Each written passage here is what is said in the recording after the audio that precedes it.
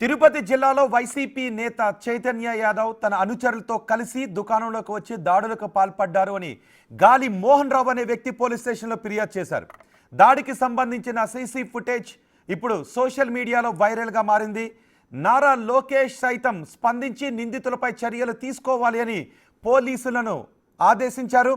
బాధితుడు గాలి మోహన్ రావుతో మా ప్రతినిధి దామోదర్ ఫేస్ టు ఫేస్ ఇప్పుడు చూద్దాం. ప్రభుత్వం మారి ఏడాదైనప్పటికీ తిరుపతి నగరంలో మాత్రం వైసీపీ నేతల దందాలు ఆగడం లేదు. ఏదైతే గతంలో వైసీపీ ప్రభుత్వంలో కీలకంగా వ్యవహరించి తిరుపతిలో అనేక దందాలకు పాల్పడినట్లు ఆరోపణలున్న చైతన్య యాదవ్ మూడవ తేదీ ఏదైతే ఈ నెల 3వ తేదీ గాలి మోహన్ రావు అనే వ్యక్తిని చితకబాది దాడి చేసిన విజువల్స్ ప్రస్తుతం ఏదైతే సీసీ ఫుటేజ్ సోషల్ మీడియాలో వైరల్ అవుతున్నది. ప్రస్తుతం మనతో గాలి మోహన్ రావు ఉన్నాడు. అసలు ఏం జరిగిందో ఆయన అడిగి తెలుసుకుందాం. అసలు ఏం జరిగింది మోహన్ రావు గారు? సార్, యాక్చువల్లీ ఇది షాప్ని వచ్చేసి 1 సంవత్సరం కింద నేనే రెంట్కి తీసుకునేసి మొత్తం రెడీ చేసుకుని పెట్టుకుంటే వీళ్ళు మాకు పార్ట్నర్షిప్ కావాలని వచ్చేస్తే నాకు కొంచెం ఇబ్బందిగా ఉందనేసి పార్ట్నర్షిప్లో యాడ్ చేసుకున్నాను. తర్వాత వాళ్ళు బిజినెస్ బాగా జరుగుతుందని చూసేసి నన్ను బయట పంపించారు. మళ్ళీ రీసెంట్గా వాళ్ళు వ్యాపారం చేసుకోవడం చేతకాక మళ్ళీ డిసెంబర్ 13వ తారీఖు నన్ను పిలిపించేసి వ్యాపారం నువ్వే చేసుకో, మాకు నెలకు ₹1,00,000 ఇవ్వమని చెప్పేసి అడిగారు. నేను దానికి అంగీకరించేసి ₹1,00,000 ఇవ్వడానికి సిద్ధంగా. ఏం వ్యాపారం? కార్ డెకార్స్ అండి. అది ఏ ఏరియాలో? ఇది వచ్చేసి బస్ స్టాండ్ ఆపోజిట్లో రామ్ తులసి కళ్యాణపురం దగ్గర ప్రీమియర్ ఆటో క్లామ్ అండి పేరు వచ్చేసి.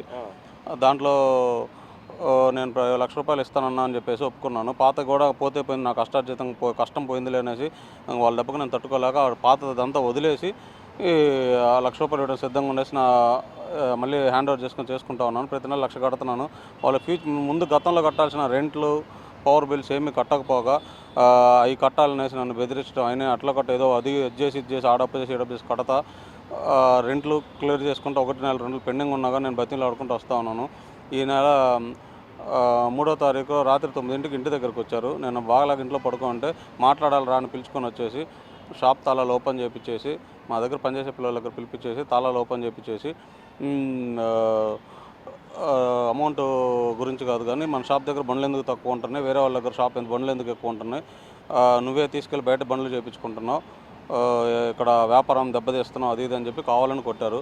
నేను కొట్టారు సాయి రాకేష్, చైతన్య యాదవ్, యశ్వంత్ రెడ్డి ముగ్గురు. నేను ₹1,00,000 నెల వాళ్ళకి ఇస్తా, నేను బయట వాళ్ళ దగ్గరికి పెట్టాలన్నంత అవసరం నాకేంటండి? పెట్టుబడి ఎంత ఇచ్చారు? నాకు పెట్టుబడి రూపంలో ₹1 నాకేమి ఇవ్వలేదండి. ఎందుకు వారిని వాళ్ళు కలుపుకోవాల్సి వచ్చింది. ఫస్ట్లో నేను ఒక 4 lakhs పెట్టి మొత్తం రెడీ చేయించండి. అప్పుడు మనం కొంత మెటీరియల్కి అవసరమయ్యేది, అది 1 year కన్నా బిఫోర్ గవర్నమెంట్ ముందండి. వాళ్ళు మేము కొంత అమౌంట్ ఇన్వెస్ట్మెంట్ చేస్తాం, మాకు 50% షేర్ ఇచ్చేసి అన్నారు. 50% షేర్ ప్రకారమే ఇద్దరము అగ్రిమెంట్ రాసుకున్నాము. అదేవిధంగా GST రాసుకున్నాము. ఆ GSTలో కూడా ప్రతిదీ ఆయన పవర్స్ ఉండేటట్టే రెడీ చేయించుకున్నాడు. కానీ నీకు పవర్స్ లేవా? GST పవర్స్ అంటే ఏ టైంలోనైనా నా డబ్బు నాకు సెటిల్ చేసి పంపించడానికి ఆయన అర్హుడు అనేసి దాంట్లో రాపించుకున్నారండి.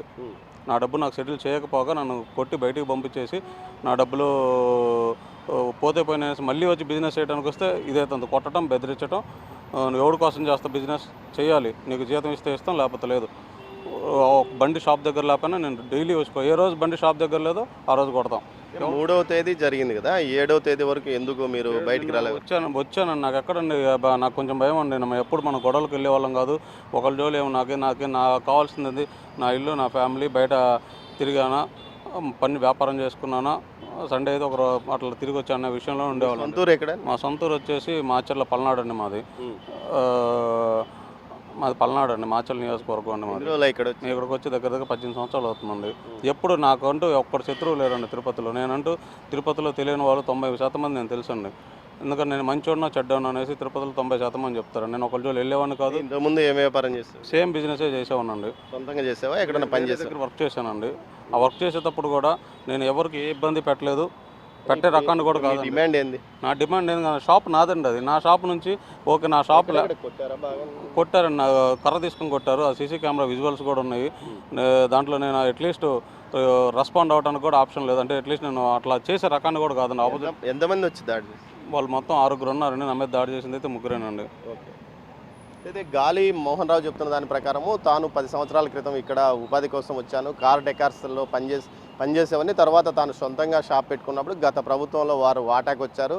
సరే రాజకీయ పలుకుబడి ఉన్నవారు కాబట్టి సరే అని వాటా ఇచ్చాను, కానీ ఇప్పుడు ప్రస్తుతం తన షాప్లో గిరాకీలు లేరని తనను కొట్టడమే కాకుండా నెల నెల తనతో 10 లక్షల రూపాయల నగదును లాభంగా తీసుకుంటున్నారని కూడా చెప్తున్నాడు. వెంటనే దీనికి కారణమైన చైతన్య యాదవ్తో పాటు అతని అనుచరులను శిక్షించాలంటూ ఆయన డిమాండ్ చేస్తున్నాడు. దీనికి తగ్గట్టే ఆయన ఈరోజు పోలీసులను కలవబోతున్నాడు. కెమెరా పర్సన్ పురుషోత్తంతో దామోదర్.